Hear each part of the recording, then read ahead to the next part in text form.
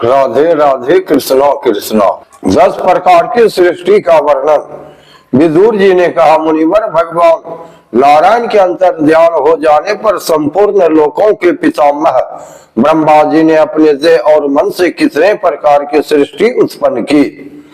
भगवान, इनके सिवा मैंने आपसे और जो जो बातें पूछी है उन सब का भी क्रमशः वर्णन कीजिए और मेरे सब संशयों को दूर कीजिए, क्योंकि आप सभी बहुज्ञों में श्रेष्ठ हैं। सूत जी कहते हैं, शौनक जी विदुर जी के इस प्रकार पूछने पर मुनिवर मैत्रेय जी बड़े प्रसन्न हुए और अपने हृदय में स्थित उन प्रश्नों का इस प्रकार उत्तर देने लगे।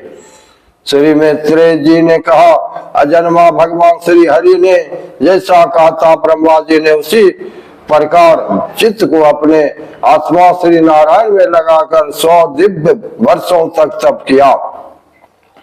ब्रह्मा जी ने देखा कि प्रलय कालीन प्रबल वायु के झोंकों से जिससे वे उत्पन्न हुए हैं तथा जिस पर वे बैठे हुए हैं वह कमल तथा जल कांप रहे हैं। प्रबल तपस्या व हृदय में स्थित आत्मज्ञान से उनका विज्ञान बल बढ़ गया है और उन्होंने जल के साथ वायु को पी लिया है।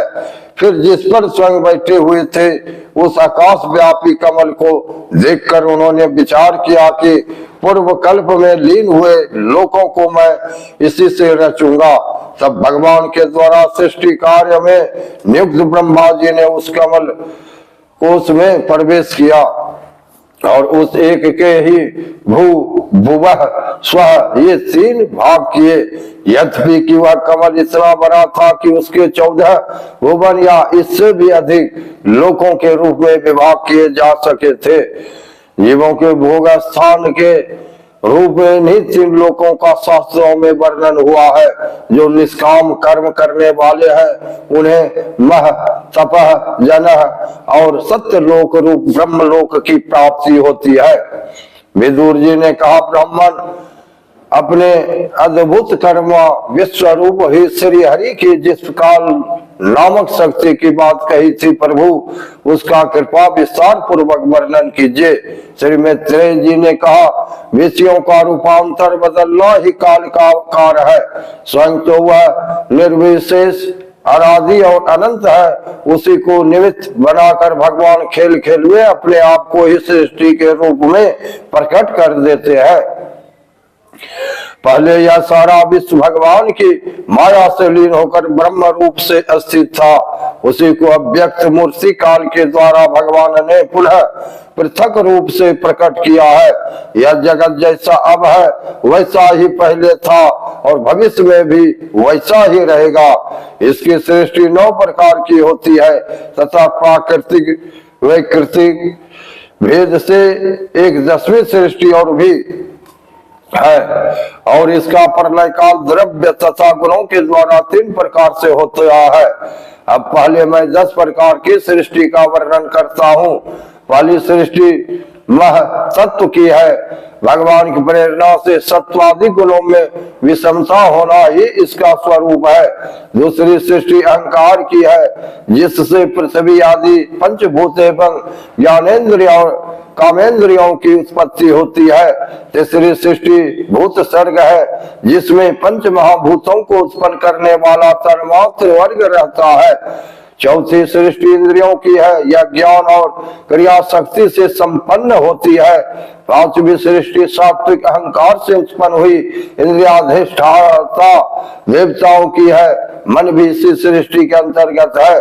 छठी सृष्टि अविद्या की है, इसमें तामिस अंधतामिस तम मोह और महामोह ये 5 गांठें हैं। यह जीवों की बुद्धि का आवरण और विक्षेप करने वाली है। यह 6 प्रकार प्राकृतिक सृष्टियां है। अब विकृत सृष्टियों का भी विवरण सुनो। जो भगवान अपना चिंतन करने वाले के समस्त दुखों को हर लेते हैं। यह सारी लीला उन्हीं लीला हरि की है। वे ही ब्रह्मा के रूप में रजोगुण को स्वीकार करके जगत की रचना करती है। 6 प्रकार की प्राकृतिक सृष्टियों के बाद 7वीं प्रधान विकृत सृष्टि इन 6 प्रकार के स्थावर वृक्षों की होती है। वनस्पति, औषधि, लता त्वक्सार, विरोध और जुर्म, इनका संचार नीचे जड़ से ऊपर की ओर होता है। इनमें प्रायः ज्ञान शक्ति प्रकट नहीं रहती। ये भीतर ही भीतर केवल स्पर्श का अनुभव करते हैं तथा इनमें से प्रत्येक में कोई विशेष गुण रहता है। आठवीं सृष्टि योनियों पशु पक्षियों की है, वह 28 प्रकार की मानी जाती है। इन्हें काल का ज्ञान नहीं होता। समूह गुण की अधिकता के कारण वे केवल खाना पीना, मैथुन करना, सोना आदि ही जानते हैं। इन्हें सूंघने मात्र से वस्तुओं का ज्ञान हो जाता है। इनके हृदय में विचार शक्ति या दूरदर्शिता नहीं होती।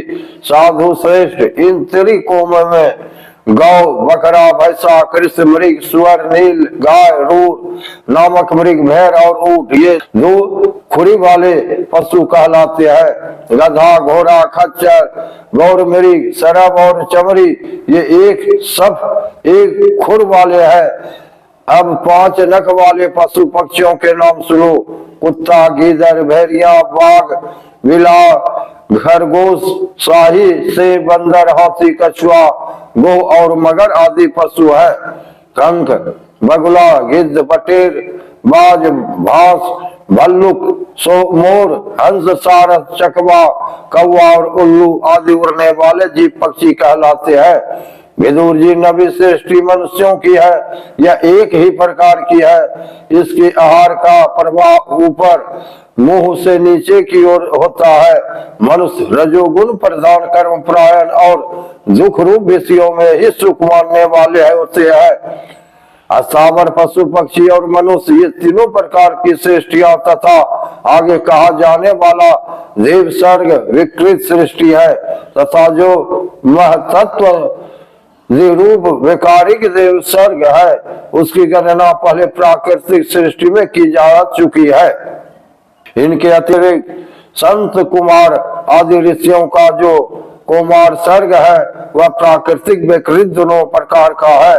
देवता, पितर, असुर, गंधर्व, अप्सरा, यक्ष, राक्षस, सिद्ध, चरण, विद्याधर, भूत, प्रेत, पिशाच और किन्नर, कम पुरुष, अश्वमुख आदि भेद से देव सृष्टि 8 प्रकार की है।